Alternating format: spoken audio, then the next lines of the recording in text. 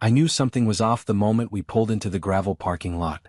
A countryside anniversary surprise, Emily said. No phones allowed. No reception. No other cars. Just us, and a lone wooden restaurant surrounded by thick trees. She smiled too much. That rehearsed kind of sweet. I tried to ignore the knots in my stomach. Maybe I was just being paranoid.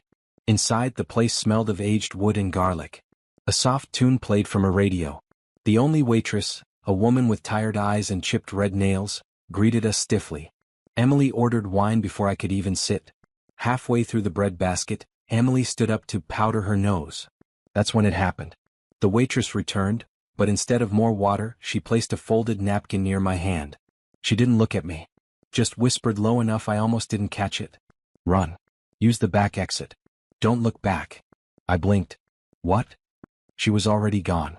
My heart dropped. Something in her voice wasn't playful. It was terrified. I glanced around. Empty restaurant. One exit behind the counter. A hallway near the restrooms. My pulse roared in my ears. I stood up slowly, slid my chair in, and walked casually toward the hallway. I found a rear door propped open with a crate. And I ran. Through gravel. Through woods. Not stopping until I hit asphalt. I turned around, and that's when I heard it. A sound I'll never forget. Glass shattering. A woman screaming. And then, silence. I didn't sleep that night. I sat in my truck on the edge of a gas station parking lot, staring at my wedding ring. My hands wouldn't stop shaking. My mind kept replaying that waitress's voice, the urgency in it, the panic. Why did she tell me to run? Why not call the police? My phone was back at the restaurant. Left it on the table like Emily asked. Let's unplug, she had said. I should have known. At sunrise I drove back. The restaurant was closed. The door boarded up. No signs of police, no staff cars, nothing. Like it had never existed. I asked a nearby fruit stand owner how long the place had been shut down. He looked at me like I was crazy. It's been closed over a year. Health violations. Nobody goes near it. My blood ran cold. I drove home like a man possessed. Parked down the street. Watched the house for an hour before going in. Emily was in the kitchen, cooking eggs like nothing happened. She turned, smiled. You left your phone. I forced a smile back.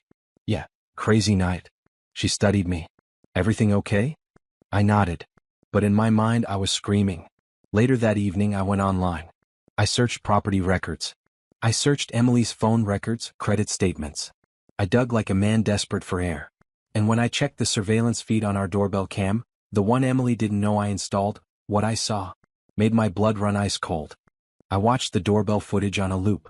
At exactly 9:24 p.m., the time I would have been in the bathroom if I hadn't run, a black SUV pulled up outside our home. No license plate.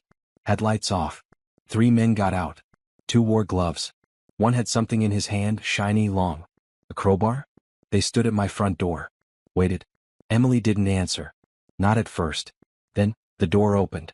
She stepped out, whispered something to the tall one, and handed him my car keys. My car. I felt like vomiting. The footage ended abruptly. I clicked back. Rewatched. Same moves. Same timing. My wife, the woman I loved for 8 years, calmly participating in something I didn't understand. Or maybe I did. Somewhere in my gut I already knew. She was trying to get rid of me. I stared at the screen for an hour, then transferred the footage to a hidden flash drive. I started packing. Not running, no. Preparing. I went to the local sheriff's office the next morning. Quietly. Told them I suspected a break-in attempt. Didn't mention my wife.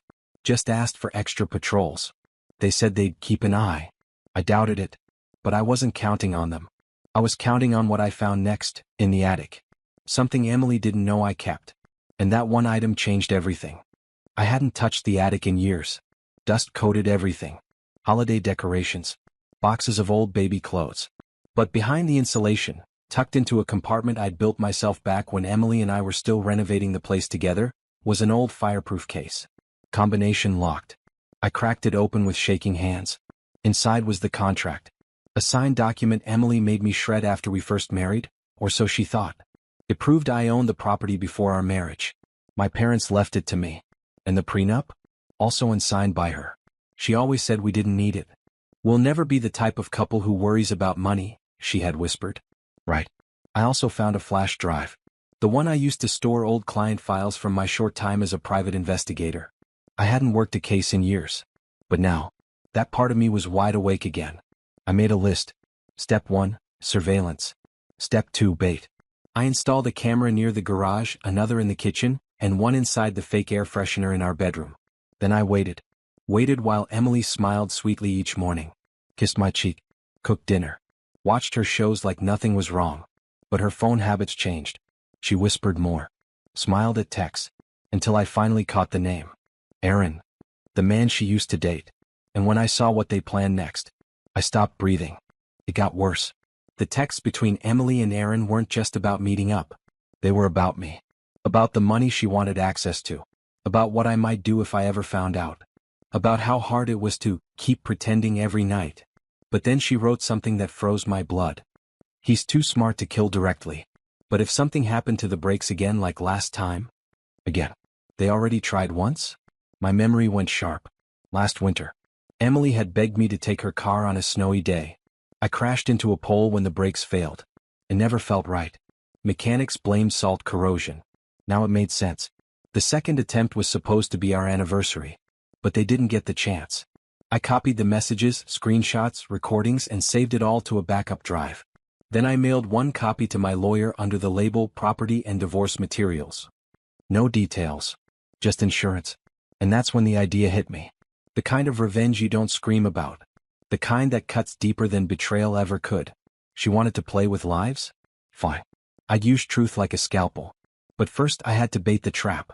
And for that, I'd need her to feel comfortable, safe enough to gloat. So I smiled. And I told her, I'm planning a little surprise. The next morning, I acted like nothing had changed. I brought her coffee. Kissed her on the cheek. Said I had a surprise planned for the weekend. Something remote, peaceful. Her eyes sparkled. Finally, she said, "You're really trying again." I smiled back. I am. Meanwhile, I bought 2 tickets to a mountain lodge she always wanted to visit. Then canceled one. I wasn't going. I arranged the suite under her name, but with a note to the hotel manager that the guest may be dangerous and to alert me if any unfamiliar men checked in under my card. Then I dropped a breadcrumb, told her I'd arrive a few hours after her due to work. You go ahead, unwind. I'll catch up. She fell for it. That Friday, I watched from across the hotel parking lot in my rental car. She checked in alone. Less than an hour later, a black SUV pulled in. Aaron stepped out, duffel bag in hand. I texted the hotel staff, confirm my suspicion? A minute later they replied. Yes. Room 214. They're inside. I waited 5 more hours. Then I walked to reception, requested the desk clerk to give her a note from me and left. Read.